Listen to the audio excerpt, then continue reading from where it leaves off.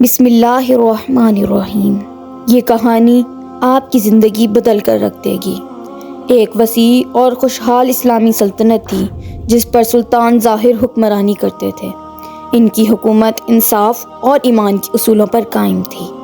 سلطان ظاہر اپنی فوجی طاقت اور انتظامی مہارت کے لیے مشہور تھے، لیکن وہ اکثر بے صبر ہوتے اور جلدی فیصلے کر لیتے۔ اگرچہ وہ منصف حکمران تھے، لیکن ان کی عدالت کبھی کبھار ان کے فیصلوں پر اثر ڈالتی۔ ایک دن شاہی قید خانے کے معمول کے معائنے کے دوران سلطان کی نظر ایک قیدی پر پڑی جس کا نام عمران تھا۔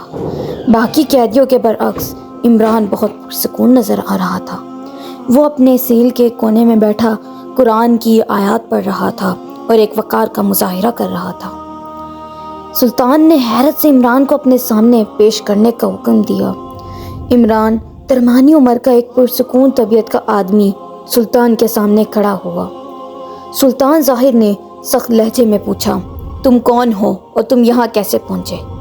عمران نے جواب دیا، بادشاہ سلامت، میں ایک عاجز عالم ہوں جس پر چوری کا جھوٹا الزام لگایا گیا ہے۔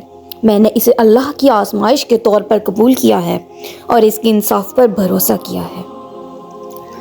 سلطان اس کے سکون سے متاثر ہو کر لیکن متجسس ہو کر بولے، اگر تم اتنے عقل مند ہو تو اللہ تمہیں قید کیوں ہونے سے نہیں بچایا؟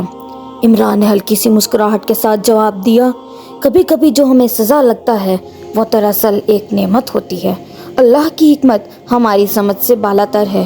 شاید وہ صبر سکھانا چاہتے ہیں، شاید وہ مجھے صبر سکھانا چاہتے ہیں، یا شاید وہ آپ کو میرے ذریعے کچھ سکھانا چاہتے ہیں۔ یہ جواب سن کر سلطان کو کچھ حد تک ناراض اور کچھ حد تک متاثر کر گیا۔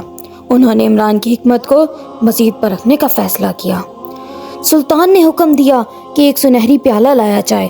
اسے اٹھاتے ہوئے انہوں نے کہا کہ اگر تم واقعی عقل مند ہو تو بتاؤ یہ پیالہ کس کا ہے؟ عمران نے غور سے پیالے کو دیکھا اور کہا، یہ پیالہ جیسے تمام دنیاوی چیزیں ہیں اللہ کا ہے۔ کچھ وقت کے لیے اس نے یہ آپ کے سپرد کیا ہے اے سلطان، تاکہ آپ اسے انصاف کے ساتھ استعمال کریں، لیکن آخر میں سب کچھ اسی کی طرف لوٹ جائے گا۔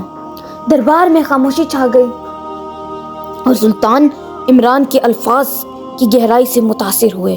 بے شک جو کچھ ہمارے پاس ہے وہ اللہ کی امانت ہے، سلطان نے دھیرے سے کہا۔ سلطان نے عمران کو مزید پرکھنے کا فیصلہ کیا اور پوچھا، کسی انسان کی اصل قیمت کس چیز سے متعین ہوتی ہے؟ اس کی دولت، اس کے حسب و نصب یا اس کی طاقت سے؟ عمران نے بلا جھجک جواب دیا، کسی انسان کی اصل قیمت اس کے کردار اور اس کے تقوی اور اس کے اعمال میں ہے۔ نبی کریم صلی اللہ علیہ وآلہ وسلم نے فرمایا، اللہ کے نزدیک تم میں سے سب سے معزز وہ ہے جو سب سے زیادہ پرہیزگار ہے۔ دولت اور طاقت عارضی ہیں، صرف تقوی دائمی ہے۔ سلطان آہستہ آہستہ سر ہلاتے ہوئے عمران کے جواب پر غور کرنے لگا۔ انہیں احساس ہوا کہ اپنی حیثیت کے باوجود انہیں عاجزی اور راست بازی کے بارے میں بہت کچھ سیکھنا باقی۔ آخری امتحان کے طور پر سلطان نے کہا کہ اگر تم واقعی عقل مند ہو عمران تو مجھے یہ بتاؤ کہ میں تمہیں قید سے کیوں رہا کروں؟ عمران نے سر جھکا کر کہا، بادشاہ سلامت، میں رہائی کی درخواست نہیں کرتا کیونکہ میری آزادی آپ کے ہاتھ میں نہیں بلکہ اللہ کے ہاتھ میں ہے۔ البتہ میں آپ سے انصاف کے ساتھ عمل کرنے کی درخواست کرتا ہوں اور سچائی کی بنیاد پر فیصلہ کرنے کی گزارش کرتا ہوں۔ اگر میں بے گناہ ہوں تو میری رہائی انصاف کا عمل ہوگی، اور اگر میں قصوروار ہوں تو میری سزا ایک سبق ہوگی۔ سلطان عمران کے الفاظ سے گہرا متاثر ہوئے۔ تم واقعی بے گناہ ہو، انہوں نے اعلان کیا، تمہاری حکمت اور تقوی نے یہ ثابت کر دیا۔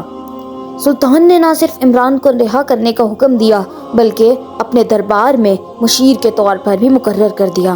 عمران کی رہنمائی نے سلطان ظاہر کو ایک نیا، زیادہ صابر اور غور و فکر کرنے والا حکمران بنا دیا۔ سلطان اکثر ان سے حکومتی معاملات میں مشورہ لیتے اور عمران کے اثر سے سلطنت انصاف اور خوشحالی کی نئی بلندیوں پر پہنچ گئی۔ کئی سال بعد سلطان ظاہر اکثر اس عقل مند قیدی کی کہانی سناتے جس نے انہیں قیادت کا اصل مطلب سکھایا تھا، اور وہ اپنے دربار کو یاد دلاتے، اصل حکمت عاجزی میں ہے اور اصل طاقت انصاف میں ہے۔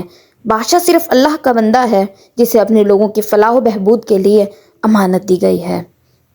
سلطان ظاہر اور عمران کی کہانی نسلوں کے لیے ایک سبق بن گئی، حکمت، صبر اور ایمان کی طاقت کا ایک مظہر۔